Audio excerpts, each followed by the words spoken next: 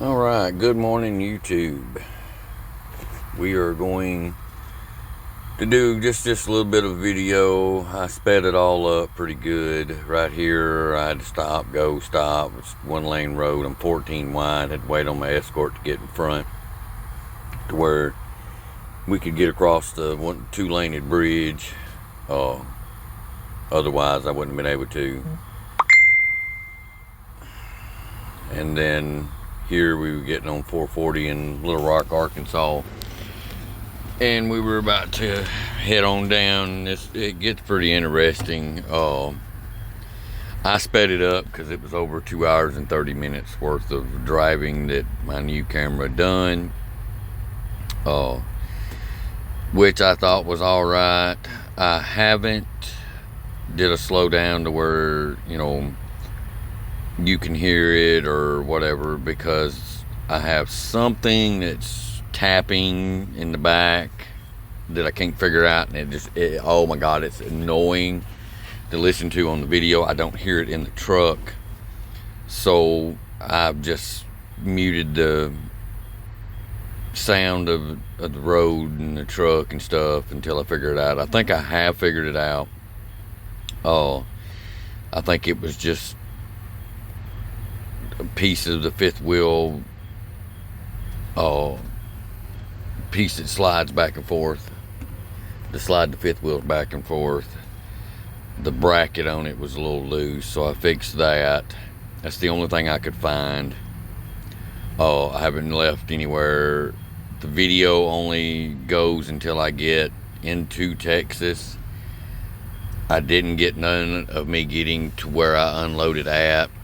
I didn't get to where I had untarped, because I wound up and had to tarp the load.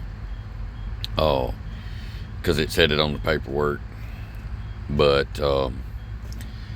figured I'd just run it down and do it this way for now. I'll leave out tomorrow from where I'm at, going on up to North Lake to pick up the second load. I cannot record me loading the second load, but I can video after I leave. It's a military private deal. I have to tarp the load, so that's another reason why I cannot video while I'm inside the building.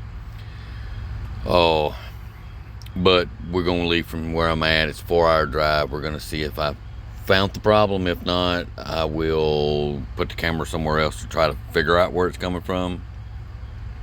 Here we are still on 4-lane. We're fixing to go into 2-lane because our escort just got in front, so we had to make the turn. Luckily, most of these 2-lane roads we run down, it had plenty of shoulder to where I could ease over enough to where the cars could just keep right on going.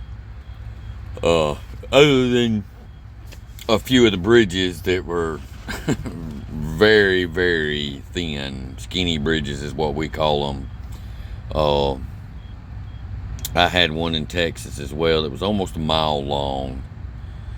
I think it was on 146. It might have been on 238 in Texas. No, I think it was on 770. There's one of them down through there going into Houston this way.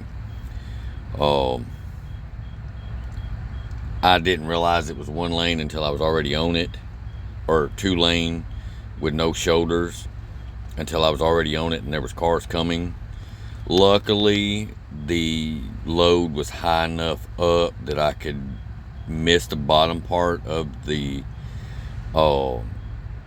railing of the bridge, and was able to move over enough to where the cars could go by, and then we took off, got across it. Right through here, it looks like I'm speeding pretty good, but on this 2-lane I'm running maybe 45 miles an hour, because I didn't want to get too outrageous, and I wanted to make sure my escort would stay far enough ahead of me to where I would know that what was coming at me. I'm gonna wind up, I'll get a second camera and put one facing forward to where y'all can see what's forward and backwards. I kind of think that'd be cool. Y'all let me know what y'all think. If y'all watch the full video, this is something new that I'm trying. I was gonna put the camera out here on the mirror of the truck, but my exhaust is out there pretty far and I don't think you'd catch anything, and do it from a side view to just kind of get a glimpse of the way people act driving down the road. Now here on the, see, we got back on the interstate here, because there were spots we could take the interstate and then there were spots where we couldn't, so we had to jump off and go around them spots. Right now we're on the interstate, and yes, we moving pretty good on the interstate. We running about 70, 72, I think, somewhere around in there. I run into a couple escorts, a couple oversizes the day before I filmed this, and yes, that pickup was pulling 2 boats, by the way. This is all new to me. I'm just going back and forth trying to watch the video and talk at the same time. There was a lot of traffic down through there. There was a lot of times that I passed a couple of trucks, and you see how that truck done. He pretty much got off the shoulder a little bit to where I could pass him a little bit easier. I like it when they do that. Some do it, some will try to damn run you off the shoulder. But you know, and I try to be courteous. I try to pass what I can pass, and then I get back over out of the way so the four-wheelers behind him can come on around. I keep an eye on everything. I watch the four-wheelers. I watch him. I watch my escort. I watch what's in front of me. I mean, it's enduring. And when he jumps over before I do, that's because I've hollered at him on the radio and told him I need over. A lot of times when I tell him I need over, I'm already looking anyway to see if I can get over, because I can see what's behind me, how close they are to him, how close they are to me. It could get real interesting on how these oversized loads get run. Here again, we're going back across on the 2-lane roads. I think this is where we run into where we have a couple of bridges that are really thin, really skinny. There was 1, there's 2, there's 3, there's 4, there's 5. I think that was 6 as well. And then somewhere right in here we run into another oversized going the opposite way, and we met him at a skinny bridge, and there was another skinny bridge somewhere right here, because I slowed down and then he hollered at me on the radio. He was actually on the same channel as me. There was another skinny bridge. I want to say right here I had to go around a car and a camper because they were parked on the side of the road. There was another skinny bridge, another skinny bridge.